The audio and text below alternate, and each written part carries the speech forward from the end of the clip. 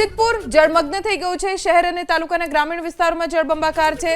કાલેડા વદાણી માર્ગના કોઝવે પર પાણી ફરી વળ્યા। કાલેડાથી વદાણી વચ્ચેનો સંપર્ક તૂટી ગયો। ખારો વહોર નદીમાં પાણીની ભરપૂર આવક થઈ છે। પરિણામે આવ્યું કે નદીના પાણી આસપાસના વિસ્તારોમાં ઘૂસી ગયા છે। કોઝવે ઉપરથી પાણી ફરી વળ્યા છે, જેના કારણે કાલેડાથી વદાણી વચ્ચેનો સંપર્ક કપાઈ ગયો છે। આ ખારો વહોર નદીના પાણી છે જે તેજ પ્રવાહ સાથે પસાર થઈ રહ્યા છે અને રસ્તાની બંને તરફના દ્રશ્યો આપ જોઈ રહ્યા છો। વચ્ચેથી તેજ પ્રવાહ નદીનો પસાર થઈ રહ્યો છે। મુશળધાર વરસાદથી સિદ્ધપુરની સ્થિતિ વિકટ બની છે। સિદ્ધપુરના કાકોશી ગામમાં જળબંબાકાર। તળાવ ઓવરફ્લો થતા કાકોશી ગામમાં પાણી ફરી વળ્યા। કેબિનેટ મંત્રી બળવંતસિંહ રાજપૂત અસરગ્રસ્ત વિસ્તારોની મુલાકાતે પહોંચ્યા। કાકોશી ગામમાં લોકોના ઘરમાં પાણી ફરી વળ્યા છે। કાકોશી ગામના રસ્તાઓ પણ બેટમાં ફેરવાઈ ગયા છે।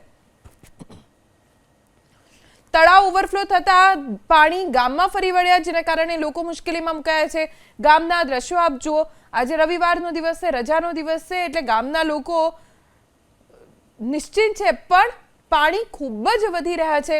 વરસાદનું જોર એટલું બધું છે, આખું ગામ જાણે બહાર નીકળી ગયું એવા દ્રશ્યો જોવા મળી રહ્યા છે।